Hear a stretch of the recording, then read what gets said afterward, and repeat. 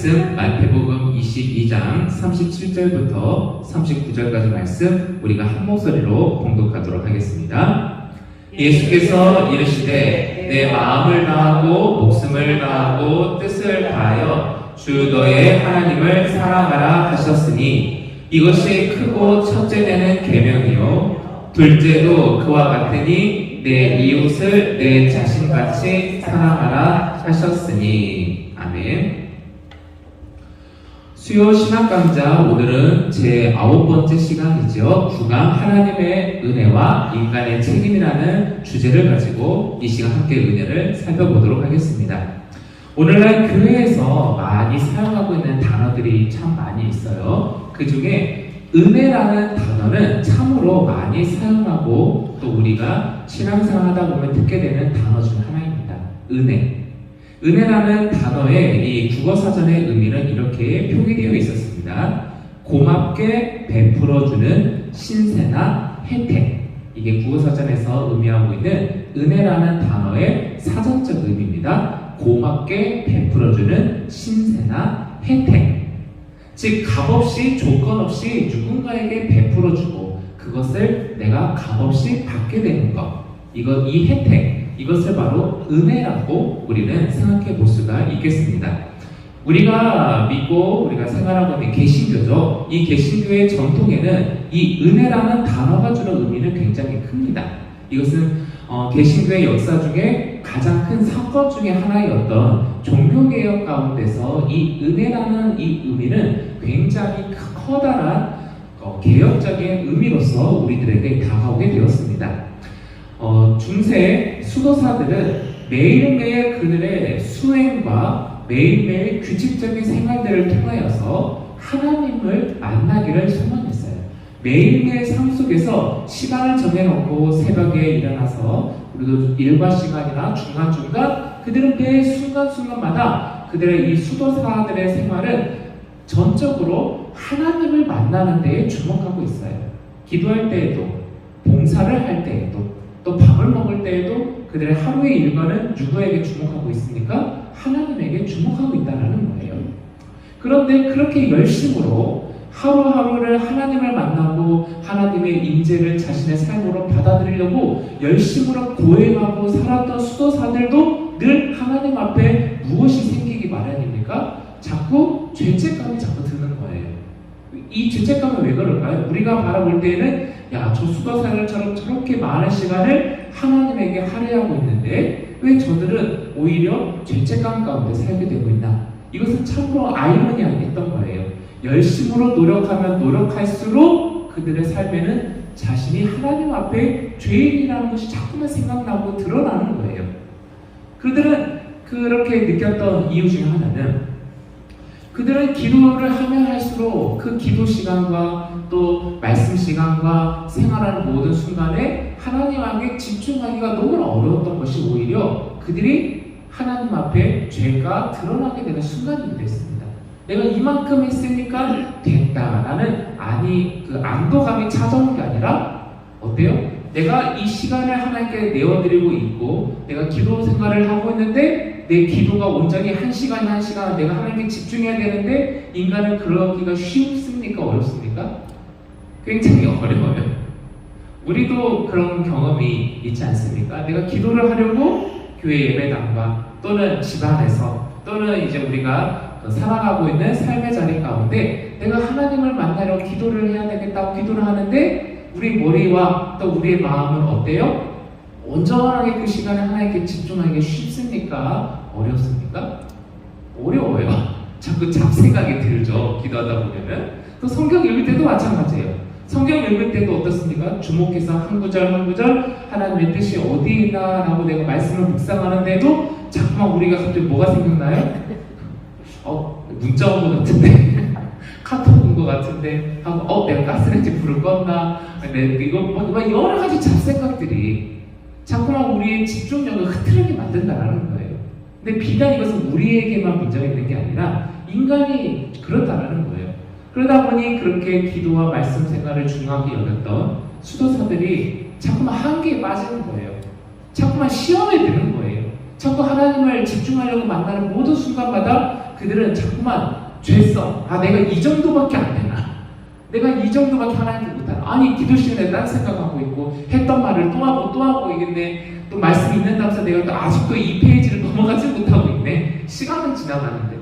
이런 모습들이 오히려 하나님께 주목하고 내가 열심으로 하려는 이런 노력 가운데 자꾸만 무엇이 드러납니까? 나의 연약함, 나의 죄성이 내가 이 정도밖에 안 되나? 하나님 죄송합니다. 라는 이런 죄가 자꾸만 더 크게 다가오게 된다는 거예요. 그래서 우리가 지난 시간에 기독교와 타종교 얘기했을 때 이 수도사였던 루터가 이 종교개혁을 했던 것 중에 가장 큰 그 베이스에 깔려있는 사상이 무엇이었습니까? 그렇구나. 인간은 아무리 하나님 앞에 온전하게 서 있으려고 한다 할지라도 인간은 이 안에 있는 누구나 마음속과 또 우리 영혼이 갖고 있는 죄성 때문에 어때요? 온전하게 하나님 앞에 설 수가 없어요. 그러다 보니 우리가 하나님 앞에 설 수 없는 죄인이기 때문에 하나님께서 예수 그리스도를 통하여서 우리를 어떻게 해주셨다? 구원함의 자리에 주셨구나. 우리가 그 자리에 들어선 게 아니라 우리가 잘해서가 아니라 오직 무엇이로 말미암아 하나님의 은혜로 말미암아 거저 주셨다는 것을 깨닫게 된 거예요. 그래서 이 개신교의 종교개혁은 무엇부터 시작했습니까? 오직 은혜, 오직 은혜, 오직 예수 그리스도, 오직 믿음, 이것만을 강조함으로써 종교개혁은 일어나게 되었고, 오늘날의 이 개신교에서는 우리가 은혜, 이 은혜라는 단어를 그래서 더욱더 크게 사용하고 있고 많이 사용하고 있는 단어 중에 하나가 되었습니다. 자, 그런데 한번 생각해 볼까요? 이 종교개혁 가운데 이 오직 은혜였구나라는 이 놀라운 발견은 무엇으로부터 발견되어진 겁니까? 이것은 하나님의 사랑이요 대가 없이 우리에게 주셨구나라는 것은 이 생각과 묵상과 관념적인 것으로서 수행으로서 얻어지게 된 결과가 아니라 바로 끊임없이 내 삶과 우리의 삶 속에 하나님을 만나기 위한 우리의 열정과 간절한 마음 가운데 발견하게 되었다는 거예요. 우리가 할 수 없다는 것을 스스로 깨닫는 죄성, 내가 이 정도밖에 안 됩니다라는 하나님 앞에 내려놓은 이 무너짐, 난 도저히 안 되는 것 같습니다라는 이런 인간의 철저한 하나님 앞에 좌절과 하나님을 만나보자 싶었지만 우리의 스스로의 한계를 부닥치는 이 어둠 속에 들어가니까 한 줄기 빛처럼 다가온 발견이었다는 거예요. 그래서 이 은혜라는 것은 어떻게 발견된 겁니까? 어둠과 좌절과 우리의 한계 가운데서 발견해진 정말 어둠 속에 이 한 줄기 빛으로 이 땅에 오셨다라는 요한복음의 예수 그리스도의 탄생과 오심을 나타내는 구절처럼 그 하나의 빛, 내 좌절과 어둠과 내 낭만과 가운데서 하나님을 바라보고자 했던 인간의 그 간절함의 마음이 하나님께서 찾아주신 이 빛처럼 어둠을 밝혀주시는 예수 그리스도의 이 빛처럼 찾아오게 된 게 발견되어진 게 무엇입니까? 은혜였다는 사실이에요. 그래서 이 은혜라는 것은 그냥 생각으로 관념적으로는 도저히 발견될 수도 없고 느낄 수도 없어요. 오직 이 은혜는 누구만이 느낄 수가 있고 발견할 수가 있는 겁니까? 참되게 하나님을 만나고자 하는 사람들에게. 능력이 중요한 게 아니고 얼만큼 신앙생활을 오래 해온 사람만이 은혜 가운데 사는 게 절대로 아니라 매 순간순간마다 내가 하나님 아니면 안 됩니다라는 간절한 마음, 하나님을 만나고 싶습니다라는 마음, 하나님이 어디 계십니까? 라는 여러 하나님을 찾고자 하는 이런 간절한 마음 가운데 거저 찾아오게 되는 것, 이게 바로 은혜였다는 거예요. 이게 하나님의 사랑이었고 오직 예수 그리스도의 사랑이었다라는 것을 느끼고 발견할 수 있는 것, 이게 바로 은혜라는 사실입니다. 그래서 은혜는 생각으로서는 도저히 발견할 수도 없고 느낄 수도 없다라는 거예요.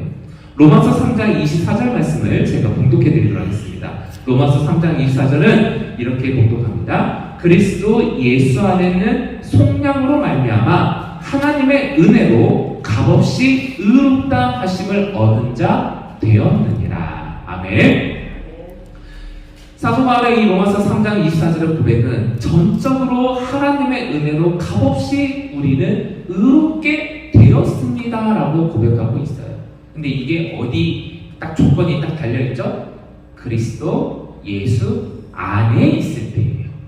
그러니까 우리가 내 스스로는 능력도 없고 행할 수도 없는 능력과 또 우리는 죄를 사함받을 수 없는 그런 죄임에도 불구하고 우리가 주님 안에 거하게 되었을 때 우리는 하나님의 은혜로 말미암아 값없이 의롭게 되었다라고 사도 바울은 고백하고 있는 겁니다. 은혜는 그런 것이었습니다. 어둠 속에서 도저히 빠져나오지 못하는 인간의 죄와 한계 속에서 들려오게 된 복된 소식. 이게 뭡니까? 이게 복음이라는 거예요. 그래서 예수님 시대에 그렇게 하나님에 대한 율법을 많은 사람들이 알고 있었고 외우고 있었고 오늘날의 유대인들도 지금도 그 전통을 이어오고 있지 않습니까? 어렸을 적부터 그들은 계속해서 성경과 율법, 구약의 토라라고 하죠. 토라를 자꾸 외우게 하고 암송하게 하고 살게 해요. 그래서 문지방에도 붙여놓고 너희들의 이마와 손에도 자꾸만 말씀을 붙여놓고 그들의 말씀이 그들은 하나님 말씀에 대해서는 통달했어요. 그런데 왜 예수님께서 이 땅에 육신의 모습으로 신이 하나님의 아들 되시는 그분이 왜 굳이 인간의 모습으로 성육신하셔서 이 땅에 오셨습니까? 아무리 하나님의 말씀을 달달달달 외워도 그 가운데 무엇이 해결되지 않습니까? 죄의 문제가 해결되지 않으니 이것을 해결해 주시고자 예수 그리스도께서는 이 땅에 오셨고 그거를 보내주신 건 왜 보내주신 겁니까? 우리를 구원해 주시기 위한 하나님의 전적인 사랑의 증거가 되었다는 거예요. 이게 은혜라는 겁니다. 그래서 이것은 예수 그리스도를 통해서 여러 들려진 하나님 나라와 하나님의 마음들을 듣게 된 게 이게 복된 소식, 복음이었다는 거예요. 종교개혁자들은 이런 놀라운 은혜를 발견한 신앙적 고백 가운데 개신교는 오늘날에도 은혜를 강조하고 있습니다. 그래서 우리가 목회자님도 그러잖아요. 은혜 받아야 됩니다 하고 또 우리가 또 성도가 성도에게도 우리가 은혜 받았습니다 라고 은혜 받으십시오 라고 하는 이유가 어디에 있어요? 그 은혜 속에는 어떤 단어가 함축되어 있는 겁니까?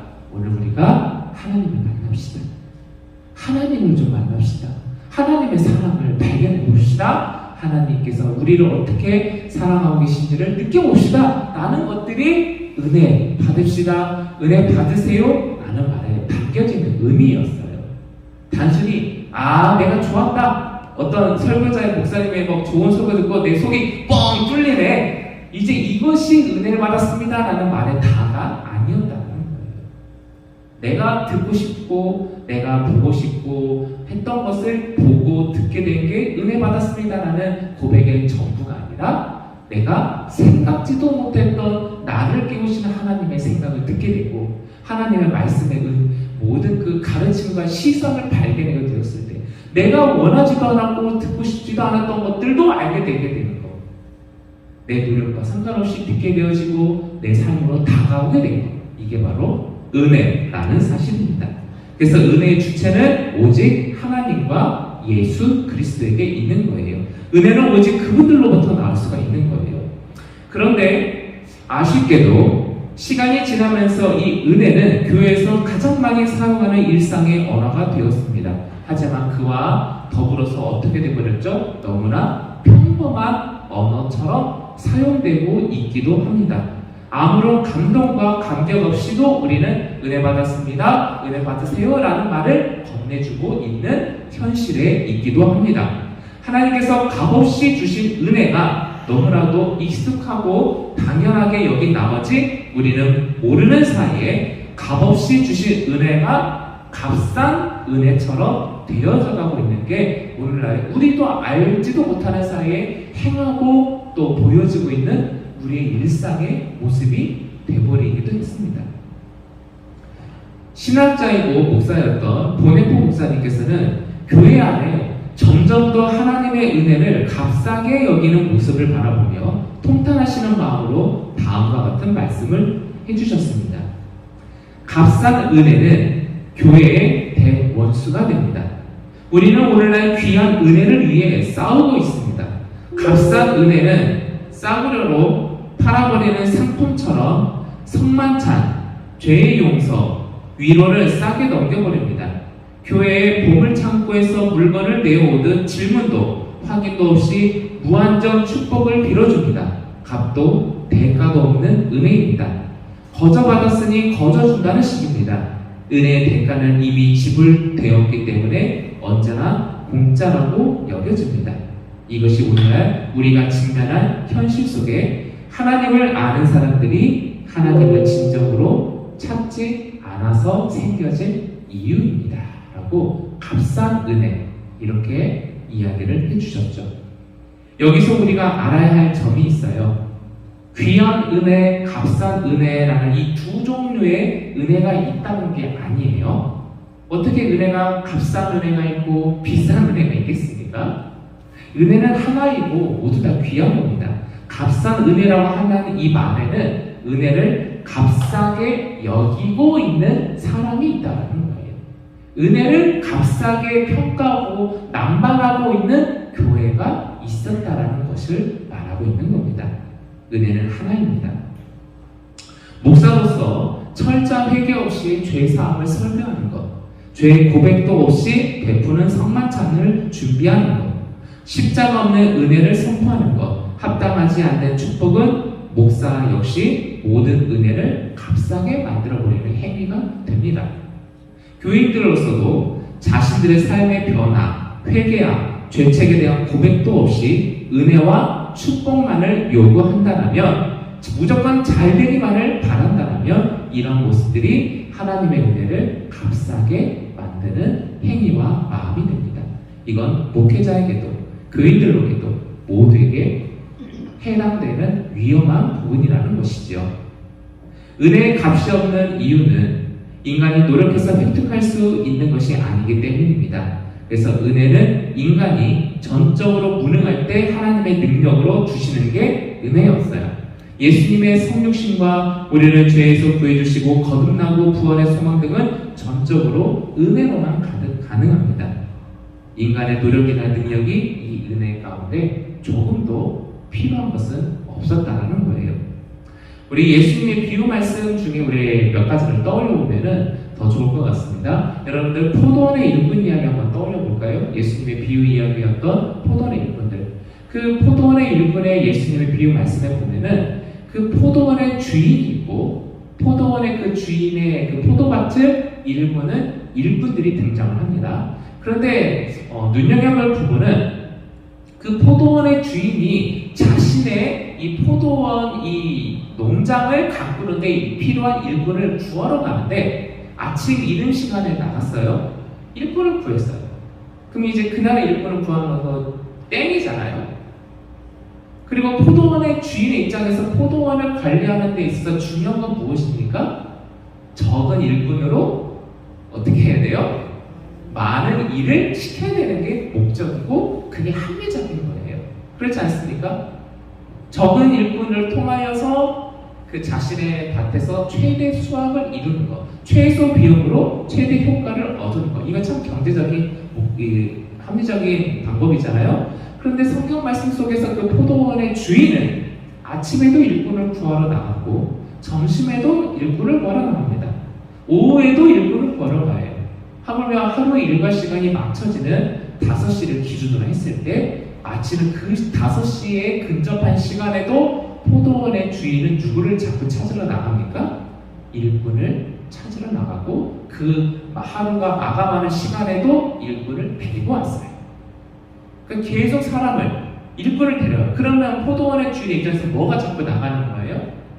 품삯이 나가야 되는 거예요. 손해예요. 자, 그런데 이야기는 여기서 멈춘 게 아니었습니다. 자, 하루 일과가 마치고 일꾼들에게 품삯을 주는데, 자, 생각해 볼게요. 하루의 일당을 주기로 했던 약속된 금액이 있었습니다. 아침 일찍부터 하루 종일 일했던 자에게도 그 약속했던 임금을 줬어요. 그리고 맨 마지막에 얼마 일하지 않았던 일꾼에게도 포도원 주인은 동일한 품삯을 주었습니다. 이거 합리적인 거예요? 합리적이지 않은 거예요? 여러분들 볼 때는 어떻습니까? 그래요? 그 합리적인 거라고 말하기도 좀 그렇고 합리적이지 않다라고 말하기도 그렇죠. 포도원의 주인의 입장에서는 완전히 비합리적인 거죠. 그런데 이제 그 비합리적인 모습을 바라보면서 오히려 누가 화를 내죠? 아침 일찍부터 왔던 일꾼이 화를 내요. 아니, 내심 기대했죠. 아니, 저 늦게 온 사람도 똑같은 하루 일당을 받는데 나는 아침 일찍부터 와가지고 하루 종일 일했으니 더 줘야 되는 거 아니냐? 그런데요, 생각해보면은 포도원의 주인은 원래 주기로 했던 임금을 줬어요. 원래 주기로 줬어요. 그런데 누가 지금 섭섭하고 서운한 거예요? 일찍 온 사람 스스로가 더 섭섭하고 서운한 거예요. 약속된 임금을 받았어요? 그래도 섭섭해요. 화가 나요. 분노가 막 쌓여요. 왜요? 늦게 온 사람은 덜 일했잖아요. 나는 일찍부터 일을 했잖아요. 지금 여기서 사람은 누구의 입장인 겁니까? 더 내 노력과 내 이만큼 했다라는 자기의 노력의 결과에 대한 상급을 자기가 측정하고 있지만 예수님의 이 포도원의 이 이야기를 통해서 상급은 누구에게 주권이 있는 거예요? 주인에게 있다는 거예요. 주인이 정하는 거예요. 주인이 정한 마음으로 주었어요. 약속한 걸 주었어요. 하지만 섭섭함의 감정을 느낀 건 사람이었고 일꾼이었어요. 포도원 주인이 불합리적이게 약속된 임금을 안 준 게 아니었어요. 약속된 걸 주었지만 서운함과 분노가 화가 났던 건 사람이 문제였어요. 은혜도 그런 겁니다. 하나님의 은혜는 우리 모두에게 동일하게 주어졌어요. 그런데 이것을 어떤 사람들은 자꾸만 어떻게 삽니까? 쟤는 늦게 왔는데, 쟤는 믿은 지 얼마 안 됐는데 왜 저 사람들이 받은 은혜를 우리가 평가합니까? 그렇지 않습니까? 우리가 아무리 교회 생활과 신앙생활을 오래 했다 하더라도 은혜라는 것은요, 매일매일 하나님께서 주시는 거예요. 내가 이만큼 했으니까, 이만큼 신앙생활 했으니까 우리가 얻게 되는 대가성의 은혜가 아니라는 거예요. 또 하나의 이야기를 해보겠습니다. 현장에서 가늠하다가 잡혔던 여인의 이야기를 우리 한번 떠올려 볼까요? 가늠하다가 현장에서 잡혔던 여인이 사람들 앞에 막 끌림을 당하고 왔어요. 근데 이 제사장들과 또 여러 바리새파 사람들과 또 종교 지도자들, 그때 이 가늠하다가 잡혀온 이 여인을 예수님한테 딱 끌고 가요. 일부러 끌고 갔어요. 그러면서 율법을 들어서 예수님을 시험케 만들었었죠. 어땠습니까? 예수님, 당신이 하나님의 아들이라고 하셨는데 하나님의 말씀의 율법에는 가늠하다가 잡혀온 여인을 어떻게 하라고 했습니까? 돌로 쳐 죽이라고 했는데 어떻게 할까요? 라고 시험하면서 예수님께 질문을 던졌어요. 그러니까 완전히 예수님 함정에 빠뜨렸던 상황이었죠. 사람들이 바라봅니다. 사람들은 굉장히 성이 났어요. 성난 사람들과 막 쟤 죽여야 됩니다. 막 이런 그런 분위기가 이미 만들어졌어요. 함정에 빠진 거죠, 예수님께서. 그랬을 때 예수님께서는 어떤 행동을 하셨습니까? 아무런 말씀 없이 갑자기 주저앉으셔서 일단 바닥에다 무엇인가를 쓰셨어요. 학자들은 무엇을 썼을까 많이들 이제 유추해 보긴 했지만 정확한 뭘 썼는지는 기록이 남아있지 않기 때문에 모르죠. 근데 일단 바닥에 뭔가를 쓰셨어요. 그리고 일어나셔서 이렇게 말씀을 하셨습니다. 요한복음 8장 7절 말씀입니다. 요한복음 8장 7절 말씀 우리 한번 찾아볼까요? 요한복음 8장 7절 말씀입니다.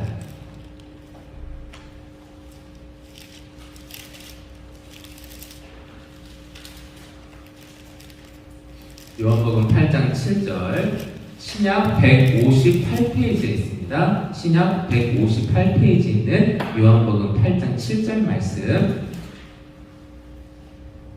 우리 함께 공독해 보겠습니다. 시작. 그들이 묻기를 마치 아니하는지라 이에 일어나 이르시되 너희 중에 죄 없는 자가 먼저 돌로 치라 하시고. 아멘. 너희 중에 죄 없는 자가 먼저 이 여인을 돌로 쳐라. 자, 율법으로 시험하자 예수님은 율법으로 답하셨습니다. 자, 이럴 때 사람들의 행동이 어떻게 이어지게 되었죠? 아무도 이 여인을 돌로 쳐 죽이지 않았습니다. 자, 그런데 여기서 우리가 조금 오해하고 있는 부분이 있어요. 왜 사람들은 이 여인을 돌로 쳐 죽이지 않았을까요? 이 장면에서 우리는 1차적으로 대부분 1차적으로 이런 생각들을 갖고 있어요. 아, 예수님이 어떤 말씀 때문에 사람들이 돌을 안 던진다고 생각합니까? 어떤 대목이 마음에 걸렸기 때문에? 죄 있는 자. 그러니까 죄 없는 자가 돌로 쳐 죽여라. 그러니까 우리는 지금까지 그 부분에 너무 1차적으로 딱 들어가요. 직관적이니까. 아, 죄 없는 자 돌로 쳐 죽여라. 라는 말씀을 하시니까 스스로의 양심이, 그러니까 사람들의 생각과 오늘 그 말씀을 바라보는 우리의 그 생각은 어디에 초점이 잡혀 있어요? 죄 없는 사람. 거기에 초점이 잡혀 있으니까 야, 스스로가 죄 없다 여기는 사람이 어딨어? 그러니 돌 안 던졌지? 이렇게 생각해 본단 말이죠. 그런데 하나 더 생각해 보고 주목해 볼 부분이 있는데요.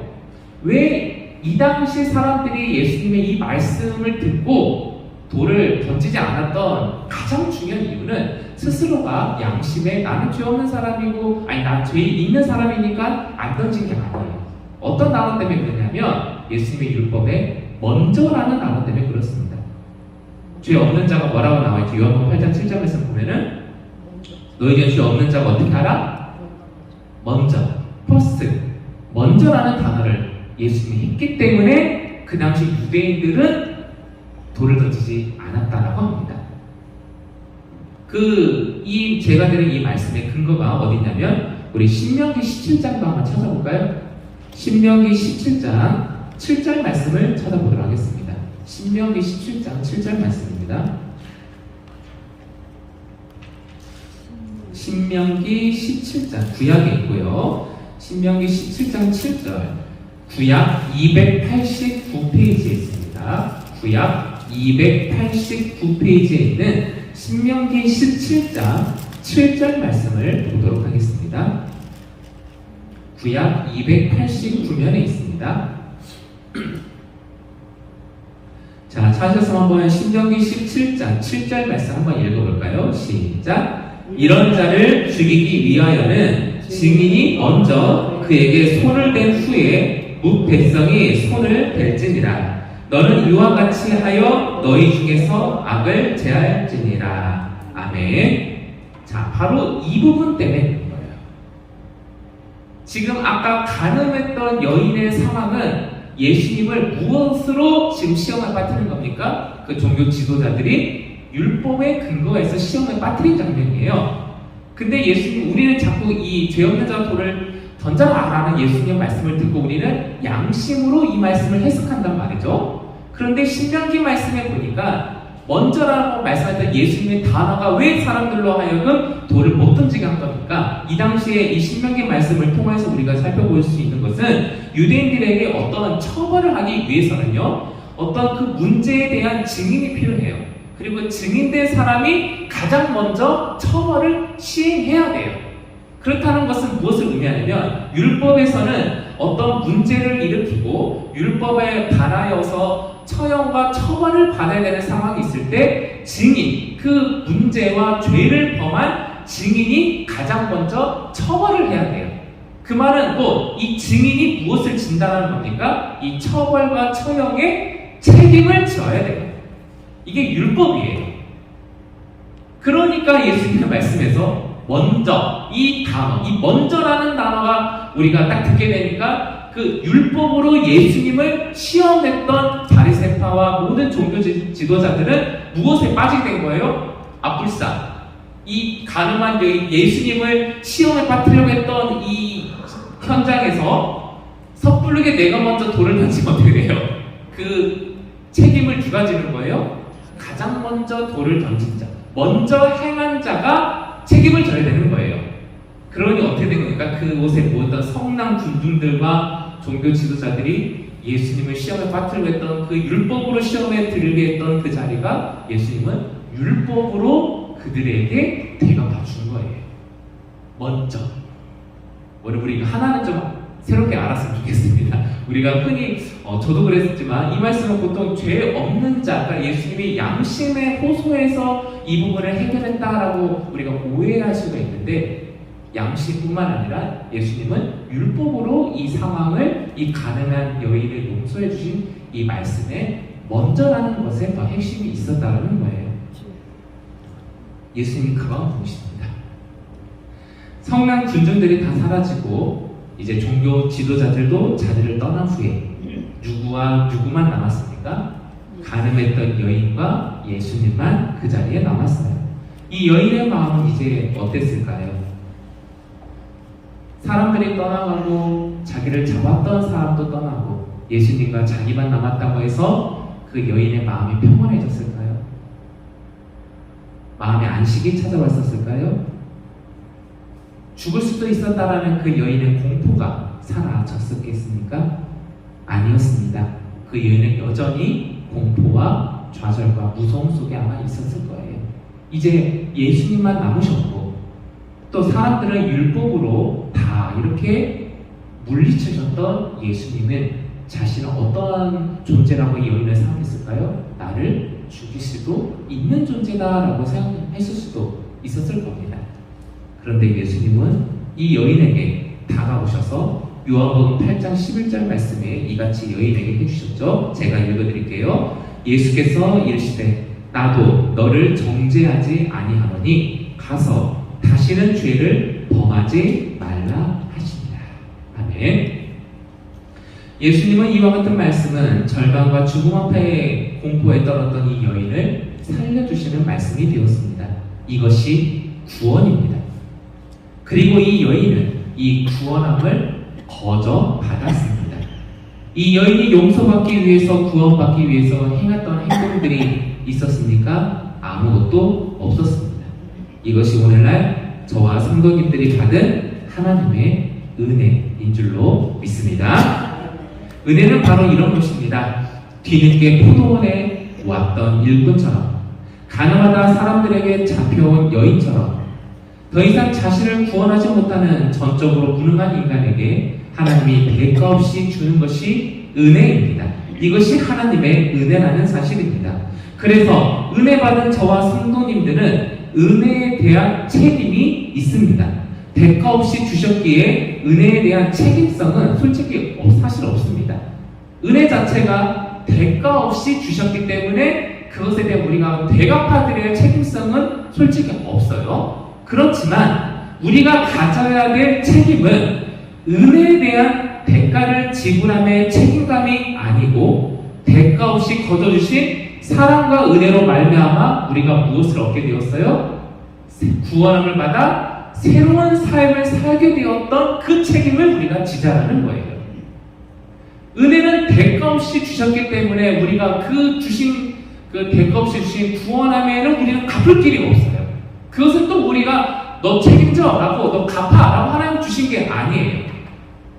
하나님이 주신 은혜에 대해서 우리는 책임을 질 필요는 없어요. 하지만 우리가 짊어져야 될 책임은 어디에 있습니까? 새롭게 시작하게 된 하나님이 거둬주신 은혜로 말미암아 새로워지게 된 우리의 삶에 대한 책임감 있게 살아가야 될 부분은 우리에게 책임감이 있다는 거예요. 이게 그리스도인의 책임감이에요. 저와 성도님들이 가져야 될 책임감입니다. 하나님이 주신 그 사랑과 구원의 은혜는 우리는 갚을 길은 없어요.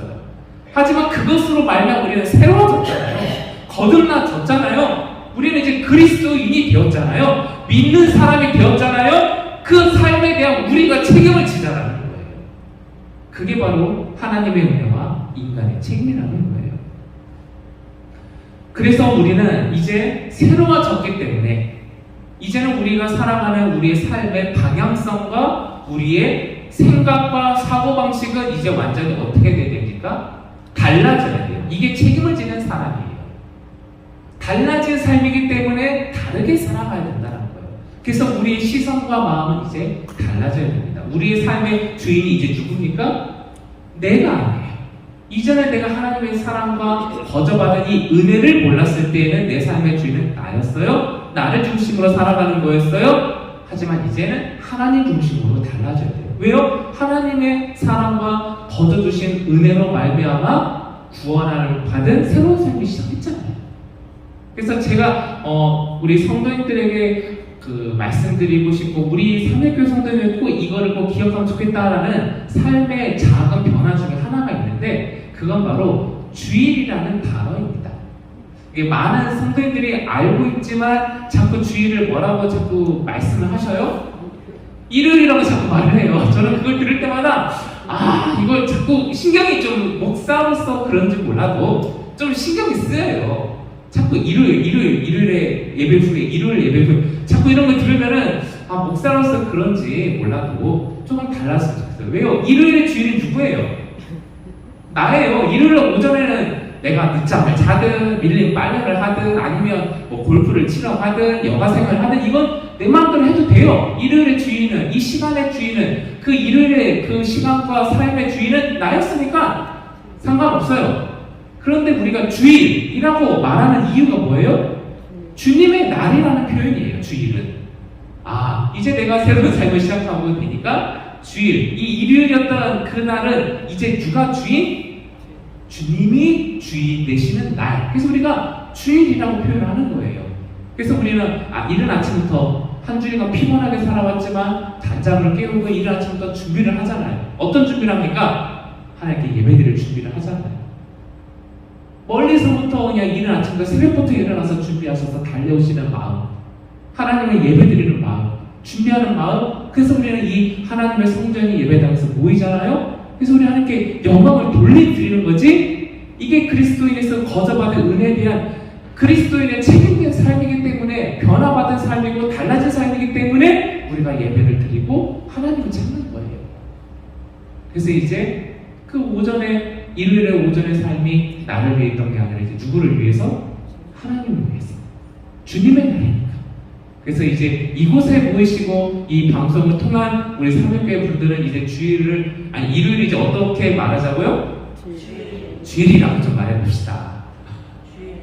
주일이라고. 왜냐면 말은 참 힘이 있어요. 내가 생각만 하고 있다가 그래서 마음으로 믿어 의에 이르고 입으로 시인하여 구원의 자리에 이른다라고 성경도 하잖아요. 생각은 할 수 있어요. 근데 우리가 말 한마디를 하면은 이 말은 엄청난 힘이 있어요. 그래서 말은 청량빛도 갚는 것이고 이 말 한마디가 사람을 살리기도 해요. 근데 반대로 이 말 한마디는 어떻습니까? 사람을 죽이기도 해요. 그래서 우리가 주일이다라는 말을 자꾸 쓰면, 내가 쓰고 우리가 쓰면 무엇이 또 변합니까? 우리의 가정에서 이 말을 듣는 우리의 가족이 변하는 거예요. 우리의 자녀가 달라지는 거예요. 주일이네? 일요일 왜 갑자기 주일을 하지? 주일 하니까 우리 이것을 듣게 된 우리의 자녀들도 어떻게 생각하는 거예요? 일요일이 아니라 주님의 날 주일이구나. 이렇게 달라지는 거예요. 그리스도인으로서 살아가는 은혜의 책임감 있게 살아가는 우리 성도들은 이렇게 하나씩 바꿔가는 삶을 살아가는 거예요. 그래서 이제 우리가 말 한마디 할 때도, 성도가 성도로서 위해주는 말 한마디 할 때도, 그래서 우리는 사람을 살리는 칭찬과 격려와 사랑의 말을 우리는 해야 되는 거예요. 절대로 성도는 성도를 평가하고 지랄하는 표현을 써서는 된다 안 된다? 우리 절대로 안 돼요. 누가 누구를 평가합니까? 우리도 거저받은 사람들인데, 우리도 하나님의 사랑과 은혜를 거저받았는데 누가 누구를 또 평가를 해요? 그렇지 않습니까? 그래서 우리가 성도를 섬기는 마음, 이게 바로 은혜 받은 사람의 책임감 있게 살아가는 달라진 삶의 모습이에요. 교회를 위해서 뭔가를 헌신하고 싶고, 교회를 위해서 뭔가를 내어드리고 싶고, 이게 내가 사람들로부터 인정받고 싶어서 하는 행동입니까? 아니잖아요. 내가 하나님께 거저받은 사랑을 내가 느꼈고 내 마음에 영혼에 감동이 있었기 때문에 내가 하나님께 드리고 싶습니다. 그래서 우리는 주일날 헌금을 하나님께 드리는 거지 교회와 사람에게 드리는 게 아니에요. 사람을 바라보는 신앙이 우리는 더 이상 책임감 있게 하나님의 은혜에 따르는 사람의 삶이 아닙니다. 그래서 우리는 책임감 있게 하나님의 은혜를 받는 사람이라면 우리의 책임감은 달라진 우리의 삶을 통해 살아가는 것이 하나님의 은혜를 받은 성도가 살아가는 기독교인의 책임감이라는 것을 우리가 꼭 기억하면 좋겠습니다. 말씀을 정리해보도록 할게요. 이 오늘의 주제를 준비하면서 자꾸만 저의 마음속에 들려왔던 여러 찬양들이 있었어요. 바로 은혜라는 이런 주제로 했던 찬양들이 참 많아요. 그 중에 송경민 씨가 작사 작곡했던 은혜라는 찬양이 있습니다. 아마 들어보시고 좋아하시는 분도 있으실 거예요. 제가 그 가사를 제가 마지막으로 읽어드리도록 하겠습니다. 내가 누려왔던 모든 것들이, 내가 지나왔던 모든 시간이, 내가 걸어왔던 모든 순간이 당연한 것 아니라 은혜였어. 아침 해가 뜨고 저녁의 노을과 봄의 꽃향기와 가을의 열매, 변하는 계절의 모든 순간이 당연한 것 아니라 은혜였어. 내가 이 땅에 태어나 사는 것, 어린아이 시절과 지금까지 숨을 쉬며 살며 꿈을 꾸는 삶, 당연한 것 아니라 은혜였어. 내가 하나님의 자녀로 살며 오늘 찬양하고 예배하는 삶, 복음을 전할 수 있는 축복이 당연한 게 아니라 은혜였어.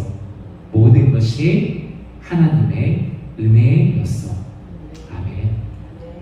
오늘의 이 고백이 우리의 고백이 되고 정말로 변화되어지고 달라지게 살아가야 할 하나님의 거저받은 사랑의 은혜를 받은 우리의 책임이라는 것을 기억하며 우리가 새롭게 다시 나아가시기를 주의 명한 자리 축원합니다. 기도하겠습니다. 참 좋으신 사랑의 하나님, 당연한 것은 하나도 없었습니다. 내가 눈을 뜨고 내가 살아가고 내가 일할 수 있고 오늘도 함께 할 수 있는 모든 것들이 하나님의 은혜였다라는 것을 우리가 발견했습니다. 이제는 우리가 조금은 달라지고자 합니다. 우리의 행동 하나하나, 우리의 언행 하나하나, 이제는 내 방식이 아니라 하나님의 은혜 받은 사람으로서 새롭게 살아가는 참된 그리스도인의 삶으로서 이제 책임감 있는 언어와 행동으로 우리의 삶을 살아가고자 합니다.